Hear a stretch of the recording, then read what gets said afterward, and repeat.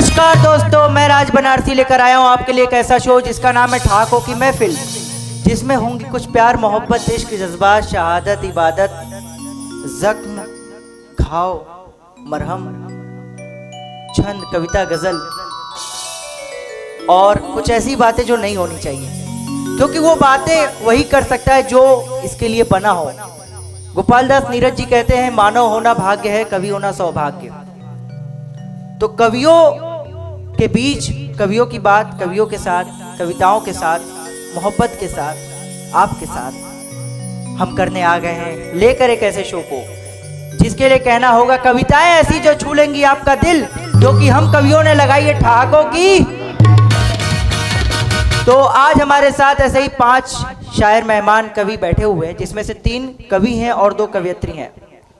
तो आइए मैं आपसे उनको रूबरू कराता हूँ, आपको उनसे मिलवाता हूँ। हमारे बाएं ओर जो हरी कुर्ते में चश्मा लगा के बिल्कुल इनोसेंट से बैठे हैं, कहते हैं ना कि हर शरीफ चेहरे के पीछे कुछ इतिहास दबा होता है। तो खैर मैं इतिहास की बात नहीं करता हूँ, मैं बुलाता हूँ, आपसे रूबरू कराता हूँ निखिल श्रीवास्तव, जो कि बनारस से हमारे पीछे।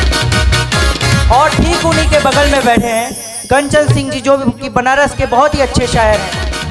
और ठीक उन्हीं के बगल में श्रद्धा सिंह, जो कि वो भी बनारसी से हैं। और उसके जस्ट बगल में झरना मुखर्जी जी, जो कि बनारस के उम्दा शायरा हैं। और उसी के जस्ट बगल में बनारस के जाने माने मशहूर शायर अफजर बनारसी साहब हमारे साथ हैं।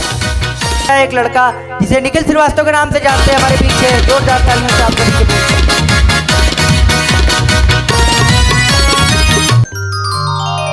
निखिल श्रीवास्तव। हेलो, मेरा नाम निखिल श्रीवास्तव है और मैं बनारस का रहने वाला हूँ।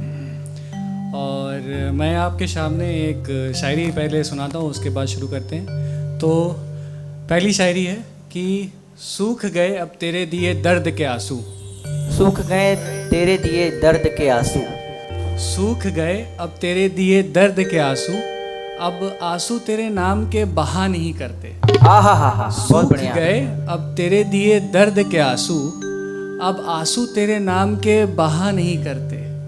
अब नई जख्म चाहिए सीने में, अब नई जख्म चाहिए सीने में, तेरे दिए जख्म अब दुखा नहीं करते। बहुत बढ़िया, वाह। अब कुछ मजदूरों के वो लिखा था मैंने, तो वो सुनाना चाहूँगा आप सभी को। स्वागत है, सुनाओ। कि मैं हिंदुस्तान का एक निवासी, मैं हिंदुस्तान का एक निवासी, पेट ना भर पाता हूँ। मैं हिंदुस्तान का एक निवासी, पेट ना भर पाता हूँ। मैं आपके मल्क के किनारे एक छोटी सी झोपड़ी में रहने वाला हूँ। सड़क के किनारे नीलाम कर देता हूँ खुद को, सड़क के किनारे नीलाम कर देता हूँ खुद को। 2 वक्त की रोटी के पैसे जुटा ले आता हूँ। वाह। दूसरों की छत ढाल देता हूँ, दूसरों की छत ढाल देता हूँ, अपनी झोपड़ी तक को बचा नहीं पाता हूँ। क्या बात है, क्या बात है। उन सहाबों की भी कोई मजबूरी होगी, उन बड़े सहाबों की भी कोई मजबूरी होगी, इसलिए पैसे लेते वक्त 10 का 1 मान जाता हूँ। क्या बात है। दिवाली पर मेरे बच्चों को मिठाई तो नहीं मिलती है, दिवाली पर मेरे बच्चों को मिठाई तो नहीं मिलती है, मगर पानी मैं पिलाता हूँ।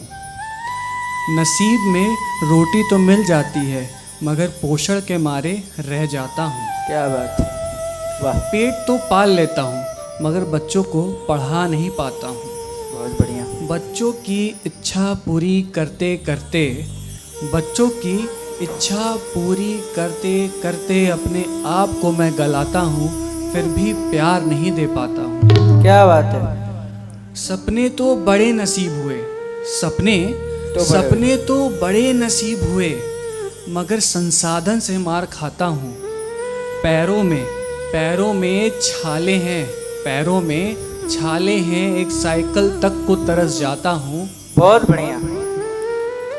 पैरों में छाले हैं, एक साइकिल तक को तरस जाता हूँ। गद्देदार बिस्तर हैं, धूल और मिट्टी के, ज़मीन से जुड़ा रहता हूँ।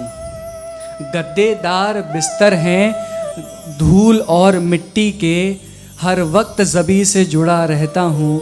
ज़िंदगी अच्छी करने के लिए एक नेता को जिता मैं आता हूँ, लेकिन वक्त बीत जाता है, मैं वहीं का वहीं रह जाता हूँ। वाह मैं हिंदुस्तान का एक निवासी, पेट ना भर पाता हूँ। वाह वाह वाह वाह निखिल, वाह, बहुत बढ़िया।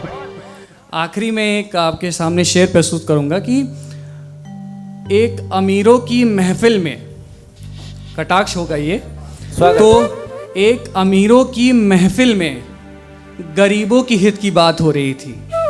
एक अमीरों की महफिल में गरीबों की हित की बात हो रही थी। गरीब खिदमत में लगे हुए थे और अमीरों की तालियों की शोर हो रही थी। क्या बात है, धन्यवाद। बहुत बढ़िया, बहुत बढ़िया, क्या बात है निखिल।